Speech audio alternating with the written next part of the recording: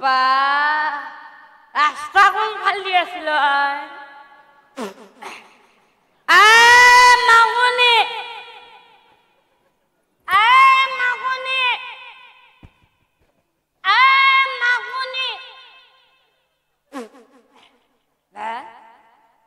মৰিল না আছে মুখখন দি নামতে দেখো মা কালী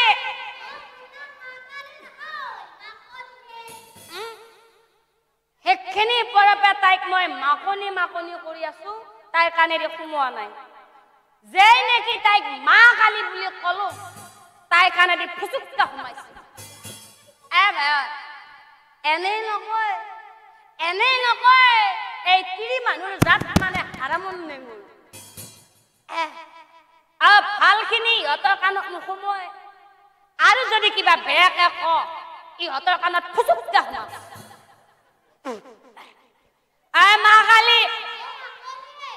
মাকনি তই তাত দরজা খুলি দিবি না তই দিলিও দিবি নেদিলো না তই দরজায়ে দিছা না কি দিছা মই লাৰিয়ে চাৱা নাই মা কালী বা মই জানো খাই আছো বাৰে বাৰে ভুল লাগছে মোক দশরুমত মা কালী মাকনি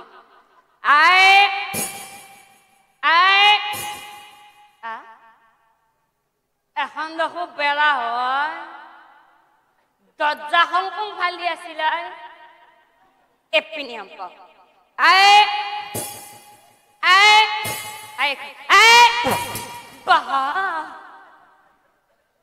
আজি দরজায় মুখ চিটকে দিবা পারা উচিত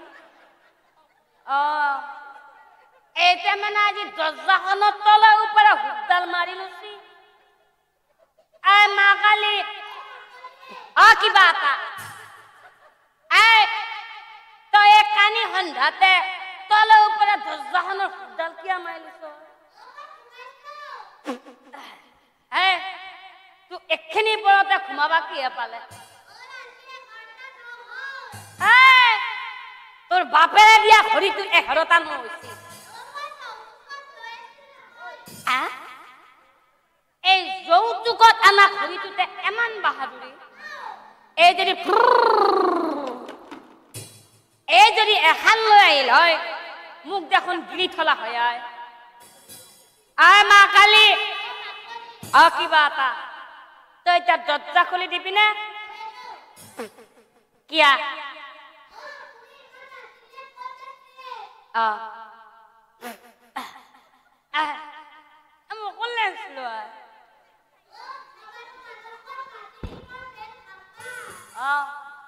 গেছিলো উদ্ধৱৰে মানসৰে মাটিৰ সীমাৰ মেল ভাঙবা সিহঁত দু ভাইকৰ সীমাত ধৰি সদায়ে কাজিয়া পিছে মই এনেই যোৱা নাই এইটো দিছে এইটো তাতে তোৰ কি হল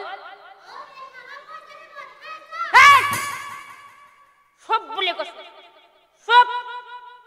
মই মেল ভাঙা পইচা দি মদ খাও ভাং খাও বিড়ি খাও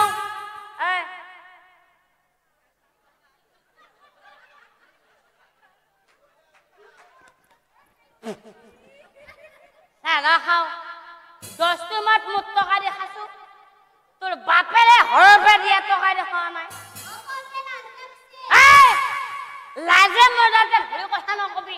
কাটি পেলাম বাপে তই দরজা খুলি দিবি না নেদ নেদ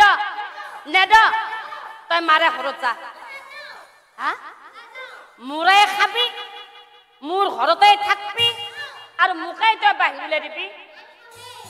বদ্ৰকা হাই পাইছা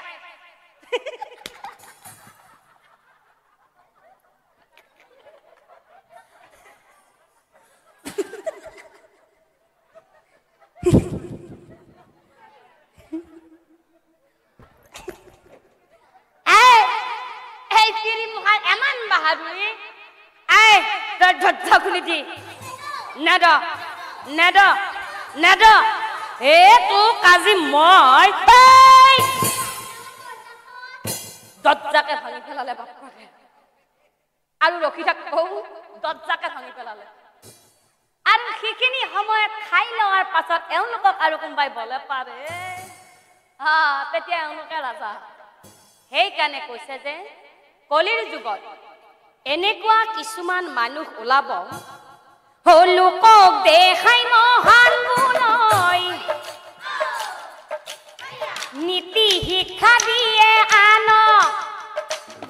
কিন্তু তাৰ মনত সদায় কুচিন্তা থাকয়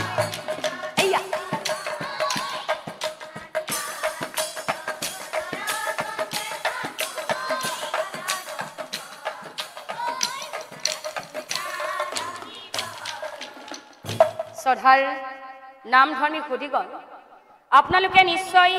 3 নম্বৰ প্ৰশ্নৰ উত্তৰটি বুজি পালে ইয়াত হয়তো মই আৰু বেলেগকৈ বুজাই বা আৰু বেলেগকৈ ভাঙি ক'ব নালাগে আপোনালোকে নিশ্চয় বুজি পাইছে এতিয়া চাওকচোন বাৰু ৰাইজ কথা শুনি কাল কলিৰ মহাচিন্তা হইলা এই কৃষ্ণৰ চৰণে ধৰি হোৱে দয়াম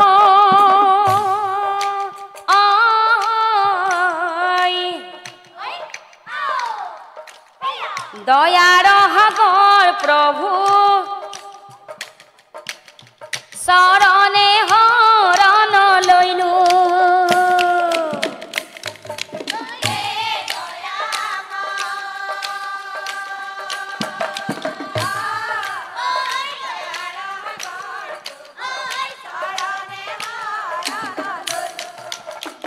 প্ৰভু প্ৰভু মই গম পাই গলো যে তুমি মনুষ্য নহয় কিয়নো প্ৰভু সাধাৰণ মনুষ্যই এই 3টা প্ৰশ্নৰ উত্তৰ কেতিয়াও দিব নোৱাৰে গতিকে প্ৰভু জানিলো তুমি মনুষ্য নহয় জগতৰ ঈশ্বৰ তুমি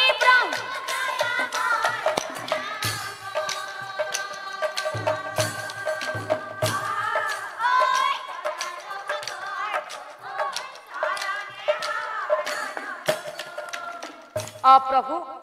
তোমাৰ সখী অৰ্জুনক মই এতিয়াই মুক্তি কৰি দিম প্ৰভু তোমাৰ সখী অৰ্জুনক যে মই বন্দী কৰি থৈছিলো সেই অৰ্জুনক মই এতিয়াই মুক্তি কৰি দিম কিন্তু তুমি মোক ক্ষমা কৰি দিয়া প্ৰভু তোমাৰ সখী অৰ্জুনক দিলো মুক্তি কৰি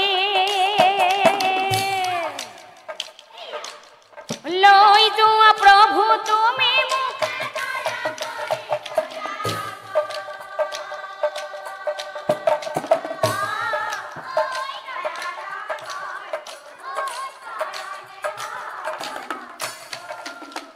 প্ৰভু প্ৰভু আৰু তেতিয়া কলিয়ে লগে লগে শ্ৰীকৃষ্ণক চাই এটি প্ৰশ্ন কৰিছিলে প্ৰভু তুমি মোক এটা প্ৰশ্নৰ উত্তৰ দিয়া আসলতে তুমি যে মোক কলি ৰূপে সৃজন কৰিলা কিয় কলি ৰূপে সৃজন কৰিলা আৰু তেতিয়া শ্ৰীকৃষ্ণই হাঁহি হাঁহি কলিক চাই কৈছিল শুনা কলি তোমাক মই কলি ৰূপে কিয় সৃজন কৰিলো জানা পৃথিৱীত আছে জানা বহুত জীৱ আৰু জীৱন আৰু প্ৰতিটো জীৱৰে একোটা মন আছে আৰু প্ৰতিবিলাক জীৱই ভাল আৰু বেয়া কাম দুটাই কৰে এই সকলোবোৰ বেয়া লোক লগাই মই তোমাক কৰিলো সৃজন আৰু শুনা কলি তোমাক মই এটা বৃহৎ গুণ অৰ্পণ কৰিলো যে এই কলিৰ যুগত কলিৰ কালত পাপৰ সাগৰত থাকিও হাজাৰ ব্যস্ততাৰ মাজতো যোনে নেকি সদায় পুৱা আৰু গধূলি নিস্বাৰ্থভাৱে হৰিৰ নাম গুণানুকীৰ্তন কৰি থাকিব হেই হব আসল ভকত অকলি তোমাৰ বৃহৎ গুণটো হৈছে এই কলিৰ যুগত কলিৰ কালত পাপৰ সাগৰত থাকিও হাজাৰ ব্যস্ততাৰ মাজতো যোনে নেকি সদায় পুৱা আৰু গধূলি নিস্বাৰ্থ ভাৱে হৰিৰ নাম গুণানুকীৰ্তন কৰি থাকিব সেয়েই হ'ব আচল ভকত কলিৰ যুগত কীৰ্তন ঘোষ নাজানে যিজনে হৰি বিমুখ